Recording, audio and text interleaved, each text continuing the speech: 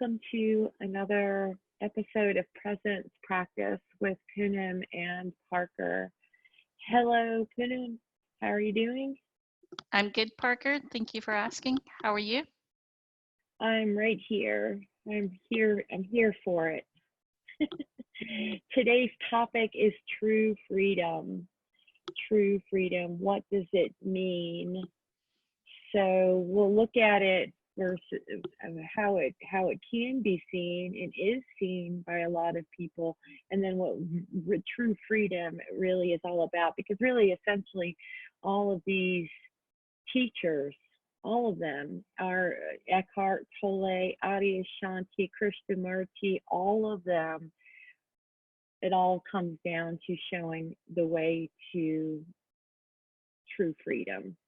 The pointers are doorways to true freedom, found, of course, in the present moment. But let's look at some of these patterns and layers that keep us from true patterns in the coming weeks. But first, let's talk about how we've seen it. So chime in anytime, Poonam, on this one. But sometimes people are looking for anything outside of themselves that's going to offer them freedom. Drugs give them freedom from their thoughts sometimes, or freedom from despair or the quality of their thoughts. Same goes with alcohol, food. These things give a feeling of momentary comfort or a momentary high or a break from the money. Money is another big one, but you can be in your jail and make it fancy if you want. I think Eckhart said that too. Maybe you could be in your jail and you can make it pretty in there, but it's still a jail. So Adyashanti said something interesting also about so a lot of the seeking is like a correction, always correcting how people see us and view us, whether they like us or don't like us, and to allow people the freedom to love us or hate us, to see us this way or this way without correcting that. Then only when we give other people that freedom do we have that freedom. So, but it starts inside of ourselves, and that contraction, like the contraction of the heart, when judgment and attachment and identification come in, it tightens us up. And so our view looks like this. It could look like this, but it looks like this. And when we say we're seeing it all, when someone's yelling, I see, I know, but they're contracted, the whole space is filled. They don't recognize that there's vast space that can be offered to people, situations, all these things in this dream that we're floating along in. So true freedom is to deeply accept the present moment and what's in it, deeply accept the ride that we're in here, the body that we're caring for, that deeply accept whatever's happening in front of us, not the story of what's happening, the facts of what's happening in front of us, and just allow people to be without telling an additional story about it. And then you not just free yourself, you free you put freedom into the consciousness, the general consciousness, the collective consciousness. What do you say on the topic, Poonam? I got reminded of there's another one of my favorite talks of Eckhart's called You're the Sky. And in there he says, nothing in the world of form will ever satisfy you. The world of form is meant to frustrate you until you realize that it's something along the lines of until you realize you're never going to get satisfaction from the external form. And once we come to that realization, the world of form is pleasant. Yes. For people that are nervous or afraid in the world, it can be extra challenging because they've added the big story of their the dire circumstances or what could eventually happen. To have a deep realization of the insanity, the absolute insanity.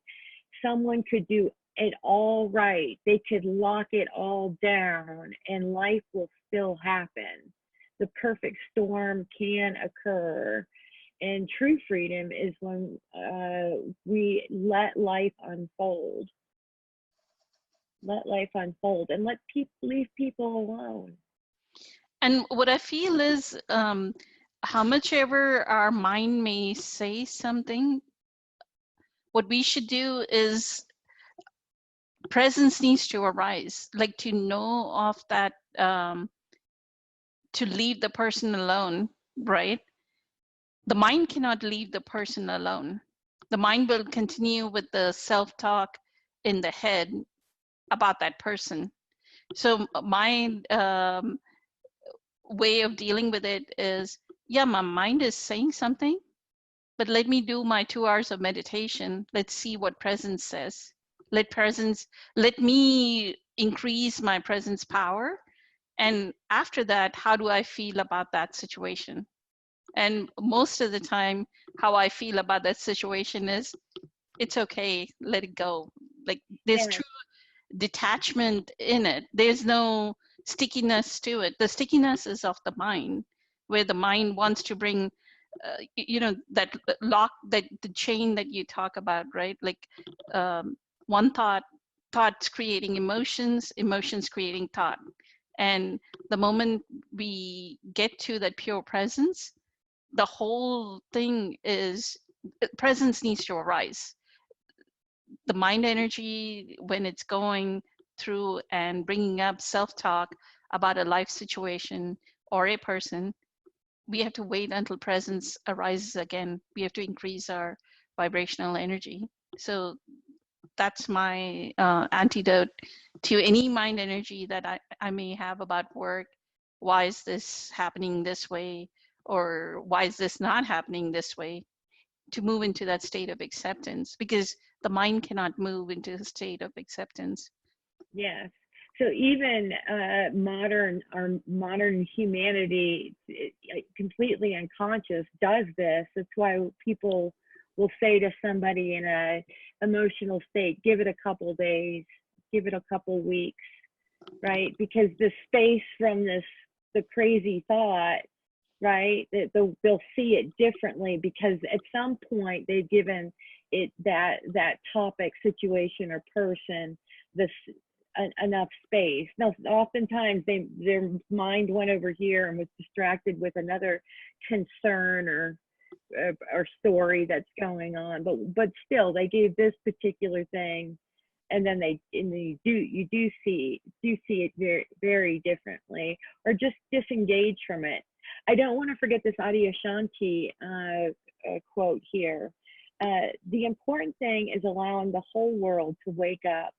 Part of allowing the whole world to wake up is recognizing that the whole world is free. Everybody is free to be as they are.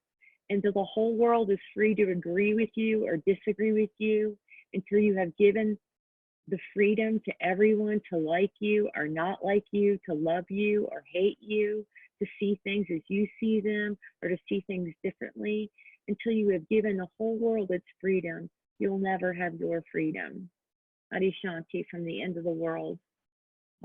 Someone who I would love to see Eckhart do a talk with him. I think they're very much on the same energetic wavelength. Beautiful. Let's all be free and give that freedom and celebrate that it's happening without a big story. Just yay.